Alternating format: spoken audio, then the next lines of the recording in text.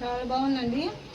ఇది గట్టిగా లేకుండా మెత్తగా స్మూత్గా చాలా బాగుంది. చాలా టేస్ట్ కూడా ఉంది. దీన్ని కూడా కలిపేద్దాం.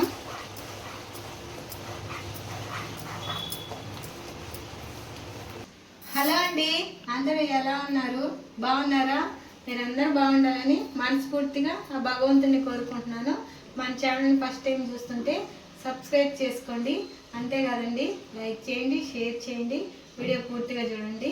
ఈరోజైతే నేను ఒక చిన్న స్వీట్ చేస్తున్నానండి. పల్లి చిక్కీ అంటే మనం మామూలుగా వేసిన పప్పులతో చేసుకుంటాం కదా, అలా కాకుండా అటుకులు వేసిన పప్పులు కలిపి పల్లి చిక్కీ చేస్తున్నాను. చాలా బాగుంటుంది. పాకం పట్టాల్సిన అవసరం లేదు.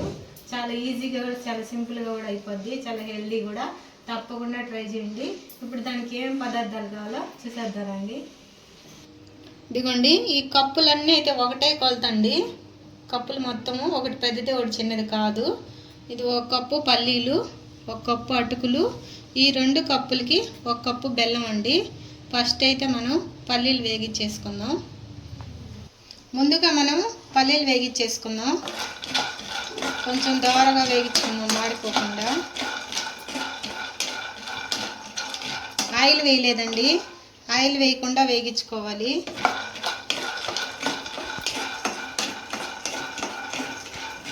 పల్లీలు పెద్ద మంట పెట్టేసి వేగిస్తే పైనంతా మాడిపోతాయి, లోపల వేగవు. అప్పుడు పప్పు టేస్ట్ ఉండదు. చిన్న మంట పెట్టి మనం లైట్గా వేగించుకుంటూ ఉండాలి, మాడిపోకుండా. అప్పుడు బాగా టేస్ట్ ఉంటుంది, చట్నీకైనా దేనికైనా కూడా. మన పల్లీలు అయితే వేగిపోయినాయి. ఇప్పుడు తీసేసుకుందామండి వీటిని. నేనైతే చాట్లో పోసుకుంటున్నాను. ఇంకా మీరు ఎంతమంది ఇలాంటి చాట్లో వాడుతున్నారు కామెంట్ చేయండి. నేనైతే ఇప్పటికీ చాట్లో వాడుతున్నాను. పల్లీలు అయితే వేగిపోయినాయి, పక్కన పెట్టేశాను. ఇప్పుడు అటుకులు వేగించుకుందాం. ఈ లైట్గా వేగితే చాలా అటుకులు. పల్లీలు ఎక్కువసేపు బాగా వేగాలి. ఈ లైట్గా వేగించుకుందాం.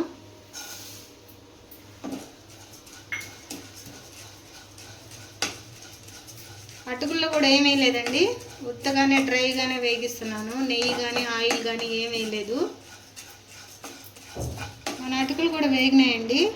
ఒకటి తీసుకొని చూడండి, ఇలా అంటే ఇలా ఇరిగిపోయినాయంటే బాగా వేగినట్టు. కొంచెంసేపే వేగిపోతాయి అటుకులు, ఎక్కువ టైం తీసుకోవు. ఇవి కూడా బౌల్లో పోసేసుకున్నాం. చల్లారిన తర్వాత మిక్సీ పెడదాం.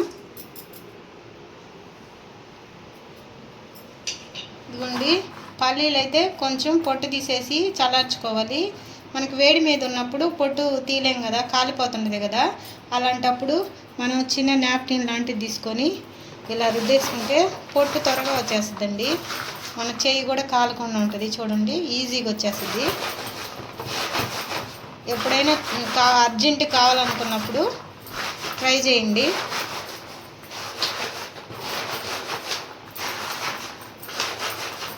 ఇదిగోండి, పల్లీలు అయితే పొట్టు తీసేసాను. ఇప్పుడైతే మనం మెత్తగా కాకుండా కొంచెం లైట్గా బరగ్గా పట్టుకుందాము, మిక్సీ పట్టుకుందాము.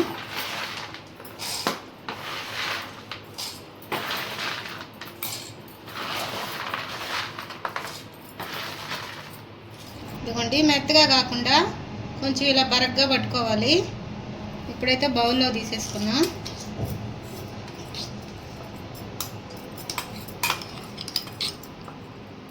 ఇప్పుడు ఇదే జార్లో అటుకులు వేసుకొని మిక్సీ పట్టుకున్నాం. వీటిని కూడా మరీ మెత్తగా పట్టకూడదు, పిండిలాగా కొంచెం రవ్వగా ఉండాలి. ఇవి కూడా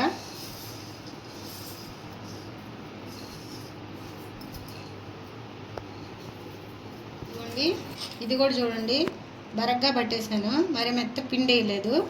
ఇప్పుడు దీన్ని కూడా బౌల్లో తీసుకున్నాం.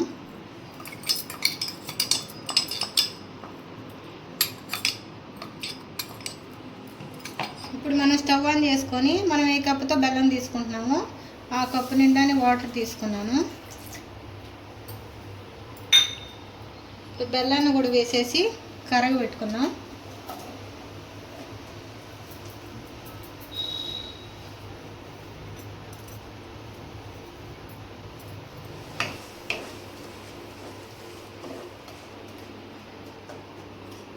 ఈ బెల్లాన్ని పాకం పట్టుకోలేదండి, ఇది బాగా మొత్తం కరిగేస్తే చాలు, అసలు పాకం పట్టబడలేదు.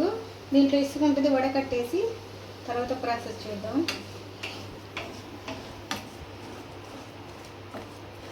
మన బెల్లం అయితే కరిగిపోయిందండి. ఇప్పుడు దీన్ని వేరే పాన్లోకి వడకట్టేసుకున్నాం.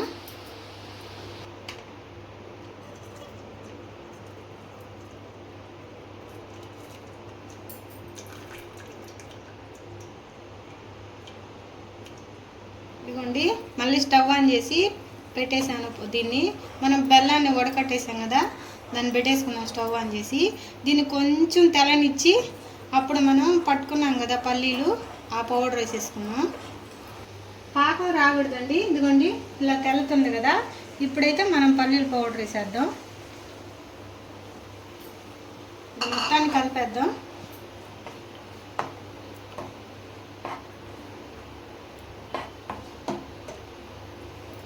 ఇది కొంచెం గట్టిగా అయిన తర్వాత మనం అటుకుల పౌడర్ వేసుకుందాం.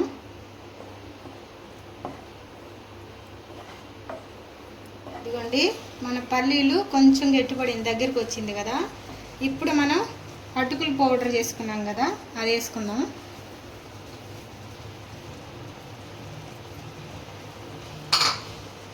ఇప్పుడు దీన్ని కూడా కలిపేద్దాం.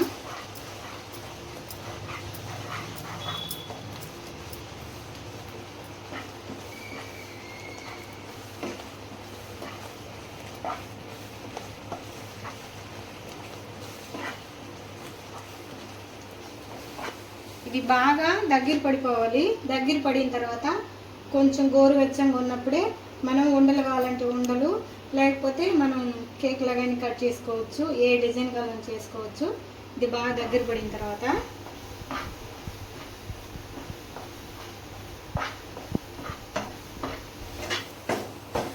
దీన్ని కలుపుతూనే ఉండాలి, మాడిపోకుండా, అడుగంటకుండా.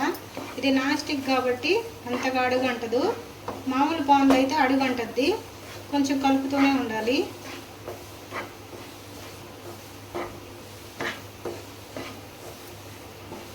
ఇదిగోండి, మొత్తం గట్టి పడిపోయింది చూడండి. గట్టి అంటే మరీ పొడి పొడి కాకూడదు. ఇదిగోండి ఇలా ఉండాలి. ఇప్పుడైతే స్టవ్ ఆపేస్తున్నాను.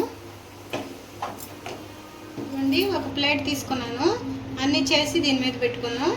ఇది కొంచెం వేడిగా ఉన్నప్పుడే మనం చేసుకోవాలి, గోరువెచ్చగా అయిన తర్వాత అయినా సరే కాలకుండా. దీన్ని మొత్తం తీసేసి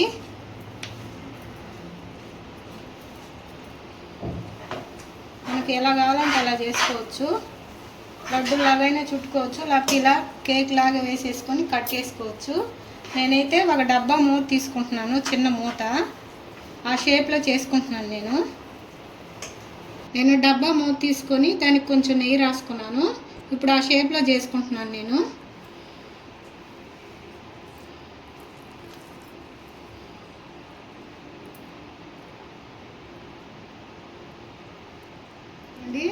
కొంచెం చేతికి కూడా నెయ్యి పూసుకొని ఇలా అద్దేసుకొని మనకి ఏ షేప్ కావాలో ఆ షేప్ చేసుకోవచ్చు. ఇదిగోండి, ఈజీగా పడిపోయింది. మనం నెయ్యి పూసుకుంటే చాలా ఈజీగా పడిపోద్ది. గట్టి పడకముందే కొంచెం గోరువెచ్చుకున్నప్పుడే చేసేసుకోవాలి.